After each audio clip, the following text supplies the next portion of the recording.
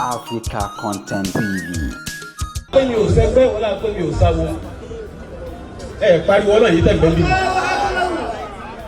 èèyàn náà ní káyà kókó kẹ́yìn bá a bá lè sọ̀rọ̀ èèyàn lẹ́yìn ẹ̀ tá a sì lè sọ lójú ẹ̀ á sàṣọ kan mo wá fi àlùbáríkà jọ́nà bẹ́ lọ́hùn mo fi gbàdúrà tẹ inú múra ọdún yìí bẹ́ lọ́hùn mo fi tàwáàfù àti sàfámọ́rúwà bẹ́ lọ́hùn ájúwà Muftahuddin Karubi Aluma ní kọ̀rọ̀ ní tí wọ́n máa sọ fún wa náà ní pé kápá àmàbá wa ṣàdúrà fọ́gà ńlá àmọ́ rízè àṣìfẹ́ ni ìfẹ́ náà ló gbẹ́yìn náà débì ó wá bẹ̀ látọ̀rí ewu yín ájúwà Suleiman Allahu Malaika ó wà ní Canada báyìí àwọn náà tó tráì fún wa ní múra àwọn dọ́là tẹ́ bó wà ń àbí kí wọ́n bẹ̀ ni ẹni tá a bá ti wà lájò pé dọ́là làá máa gbà mọ́ta bá wà ní Nàìjíríà náírà làá máa gbà nígbà tí ájá Allahu Malaika gbọ́ pé dọ́là lẹ́fún dọ́là ló náà fún mi wọ́n tún ní ká sàbẹ̀ àwùsá ìdè òṣùpá ó fi kárí gbogbo iye wọn bẹ́ẹ̀ bàbá wa lílá fi ti ké Fátíà èmi ò wá kí ayẹyẹ ọ̀kan tí mi ò pé méjì ní Kùránì ẹ̀yin ló bọ́ wà ẹ̀yin ní fáàrí wa nínú Islam nítorí pé mùsùlùmí ni yín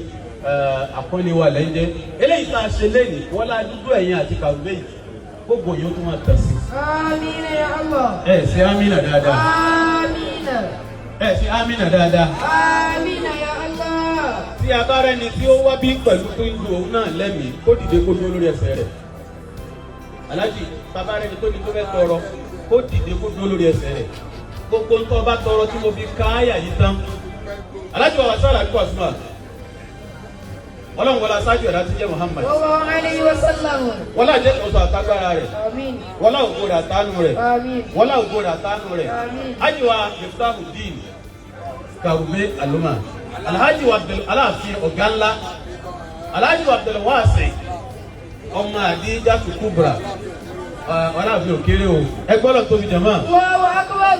Alhaji ní kí n tó ṣe àdúrà náà kí n dúró láàrin àwọn méjèèjì. Ẹ gbọ́dọ̀ tóbi. Allahu akbar. Ẹ sì gbọ́dọ̀ tóbi dáadáa. Allahu akbar. Ẹ pariwo náà fún Allahu Akbar. Allahu akbar. Gbogbo ń tọ́ ọba tọrọ tí mo fi kí àyà yìí tán. Ọ̀rọ̀ náà ti dayọ̀. Amina. Bùkátà rẹ̀ bíyá. Amina. Ẹ fẹ́ sọ náà máa fún mi. Ẹ máa ń sọ náà máa tẹ̀lé tẹ̀lé. Ẹ gbọ́dọ̀ tóbi. Allahu akbar. Kò ní tán bẹ́ẹ̀. Amin. Kò ní tán bẹ́ẹ̀. Amin. Kò ní tán bẹ́ẹ̀. Amin. Kò ní tán bẹ́ẹ̀. Amin. Kò ní tán bẹ́ẹ̀. Ilẹ̀ àmọ́. Insha Allah. Àti kò ní tán bẹ́ẹ̀. Amin. Nàìjíríà na náírà. Abroad na dọ́là. Ẹ gbọ́dọ̀ tóbi o. Allahu akbar. Ó yá tẹ́wọ̀ rí yàtọ̀ àníyàn bí Bismillahir Rahmanir Rahim. Amin. Muhammadur Rasulullah. Sallallahu alayhi wa sallam. والذين معه أشداء على الكفار Amin.